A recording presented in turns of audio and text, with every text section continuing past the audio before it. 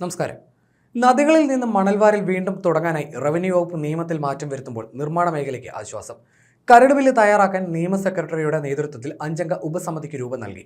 നിയമത്തിൽ മാറ്റം വന്നാൽ ആറ്റുമണൽ ലഭ്യത എളുപ്പമാകും, അമിതവില നൽകേണ്ടി വരുന്നതും ഒഴിവാക്കാനാകും. ഈ നിയമം തെറ്റായി വ്യാഖ്യാനിച്ചാൽ അത് പുഴകളുടെ നാശത്തിനും വഴിവെക്കും. മണൽവാരൽ കാരണം നെയ്യാറിന്റെ തീരമിടിഞ്ഞത് അടക്കമുള്ള ദുരന്തങ്ങൾ മലയാളി കണ്ടതാണ്. ഇതിന് സമാനമായ ദോഷം പുതിയ നിയമം കൊണ്ടുവരുമോ എന്ന ആശങ്കയും ശക്തമാണ്. അച്ചൻകോവിൽ, പമ്പ, മണിമല, പെരിയാർ, മൂവാറ്റുപുഴ, ഭാരതപ്പുഴ, കടലുണ്ടി, ചാലിയാർ, പെരുമ്പ, വളപട്ടണം, ശ്രീകണ്ഠാപുരം, മാഹി, ഉപ്പള, മൊഗ്രാൽ, ഷിറിയ, ചന്ദ്രഗിരി എന്നീ നദികളിൽ നിന്നും ഉടൻ മണൽ വാരാൻ കഴിയുന്ന തരത്തിൽ തീരുമാനമുണ്ടാകും. എന്നാൽ 14 നദികളിൽ 3 വർഷത്തേക്ക് മണലെടുക്കൽ നിരോധിക്കുകയും ചെയ്യും. പരിസ്ഥിതി വശങ്ങൾ കൂടി കണക്കിലെടുത്താണ് ഈ തീരുമാനം.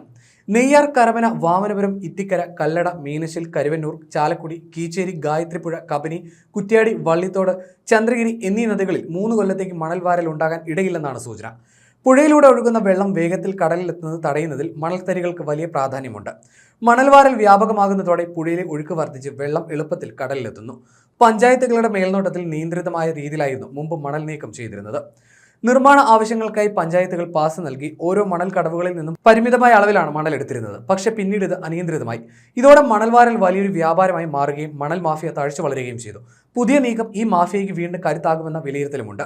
കേന്ദ്ര പരിസ്ഥിതി മന്ത്രാലയത്തിന്റെ മാർഗനിർദ്ദേശങ്ങൾ കണക്കിലെടുത്ത് 2001 നദീതീര സംരക്ഷണവും മണൽവാരൽ നിയന്ത്രണവും നിയമം ഭേദഗതി ചെയ്യാനാണ് കേരളത്തിന്റെ നീക്കം. ഹൈക്കോടതി വിധിയെ തുടർന്ന് കേരളത്തിലെ നദികളിൽ നിന്ന് മണൽ വാരുന്നത് നിരോധിച്ചിരിക്കുകയാണ്. മണൽവാരൽ അനുവദിക്കുന്നതോടെ തദ്ദേശ സ്വയംഭരണ സ്ഥാപനങ്ങളുടെ വരുമാനം ഉയരുമെന്നത് സാമ്പത്തിക പ്രതിസന്ധി നേരിടുന്ന സർക്കാരിന് ആശ്വാസമാകും. ഇതെല്ലാം മുന്നിൽ കണ്ടാണ് നിയമ ഭേദഗതി അടക്കമുള്ള നടപടികളിലേക്ക് നീങ്ങാൻ ചീഫ് സെക്രട്ടറിയുടെ അധ്യക്ഷതയിൽ ചേർന്ന യോഗം തീരുമാനിച്ചത്. കേന്ദ്രത്തിന്റെ പുതിയ നിർദ്ദേശപ്രകാരം ജില്ലാതല സർവേ റിപ്പോർട്ടുകൾ അടിസ്ഥാനമാക്കി മാത്രമേ മണൽവാരലിന് അനുമതി നൽകാനാകൂ. ഇതിന്റെ അടിസ്ഥാനത്തിൽ ഓരോ നദിക്കും വെവ്വേറെ പാരിസ്ഥിതിക അനുമതിയും തേടണം. തുടർന്ന് മണൽ ഖനന പദ്ധതി തയ്യാറായാൽ തദ്ദേശ സ്ഥാപനങ്ങൾക്ക് കടവുകൾ ലേലം ചെയ്ത് നൽകാനാകും. ഇത് പുതിയ വരുമാന മാർഗമായി മാറുകയും ചെയ്യും. എന്നാൽ വൻ മാഫിയകൾ ഇതിന്റെ പേരിൽ ആറ്റുമണൽ കടത്തും മറ്റും നടത്താൻ സാധ്യതയുണ്ട്. അതുകൊണ്ട് കർശന നിരീക്ഷണങ്ങൾ ഉറപ്പാക്കി വേണം അന്തിമ അനുമതികൾ നൽകാൻ. 32 നദികളിലെ മണൽ ശേഖരത്തിന്റെ വിലയിരുത്തലാണ് പൂർത്തിയായത്. ഇതിൽ 17 മണൽ നിക്ഷേപം കണ്ടെത്തി. പാരിസ്ഥിതിക അനുമതിയോടെ ഇവിടെ നിയന്ത്രിത അളവിൽ മണൽ വാരാമെന്നാണ് ശുപാർശ. 14 നദികളിൽ 3 വർഷത്തേക്ക് മണൽ വാരൽ പാടില്ലെന്നും നിർദ്ദേശിച്ചിട്ടുണ്ട്. ഈ പട്ടിക അന്തിമമാക്കിയിട്ടില്ല. ഇതും ഉടൻ തയ്യാറാക്കും. GPS-ലൂടെ നദികളുടെ മാപ്പിംഗ് നടത്തിയാണ് മണൽ ശേഖര വിലയിരുത്തൽ തുടങ്ങുന്നത്. പിന്നീട് നദീതടത്തിൽ അടിഞ്ഞ മണൽ, എക്കൽ എന്നിവയുടെ തോത് ഉപഗ്രഹ സർവേയിലൂടെ നിർണ്ണയിക്കും. ഫെബ്രുവരി, മെയ് മാസങ്ങളിൽ നേരിട്ടുള്ള പരിശോധന നടത്തും. പുഴയുടെ പാരിസ്ഥിതിക പ്രശ്നങ്ങളെ ഒട്ടും ഗൗനിക്കാതെ നടന്ന പഴയ മണലൂൻ പുഴകളുടെ നാശത്തിന് കാരണമായി എന്ന വസ്തുത മുമ്പിലുണ്ട്. അതുകൊണ്ട് തന്നെ എല്ലാ കാര്യങ്ങളിലും ജാഗ്രത അനിവാര്യതയാണ്.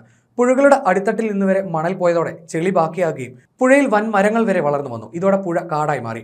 മണൽ ഇല്ലാതായതോടെ പുഴയിൽ വെള്ളം നിൽക്കാതെ കടലിലേക്ക് ഒഴുകിപ്പോയി. ഭൂഗർഭജലത്തിന്റെ അളവ് കുറയുകയും ചെയ്തു. ഇതോടെ പുഴയോരങ്ങൾ പോലും വരൾച്ചയുടെ പിടിയിലകപ്പെട്ടു. ഈ അവസ്ഥയ്ക്ക് മാറ്റമുണ്ടായത് മണൽവാരൽ പൂർണ്ണമായി നിർത്തിയതോടെയാണ്. അതുകൊണ്ട് തന്നെ പുതിയ തീരുമാനം പരിസ്ഥിതിയെ ദുർബലമാക്കുമെന്ന ചർച്ചയും സജീവമാണ്. ഇടനിലക്കാരുടെ ഇടപെടൽ അധികം വൈകാതെ തന്നെ ഉണ്ടാകും. അത് അനിയന്ത്രിതമായ മണലെടുപ്പിലേക്കും പുഴയെ വീണ്ടും നശിപ്പിക്കുന്ന നിലയിലേക്കും വളരാനുള്ള സാധ്യത നിലനിൽക്കുന്നുണ്ട്. വിദഗ്ധ സമിതി നിർദ്ദേശിച്ച അളവിനേക്കാൾ കൂടുതൽ മണൽവാരൽ നടക്കില്ലെന്ന് ഉറപ്പാക്കേണ്ട ബാധ്യത സർക്കാരിനുണ്ട്. ഇല്ലെങ്കിൽ പുഴകൾ വീണ്ടും നാശത്തിലേക്ക് പോകും.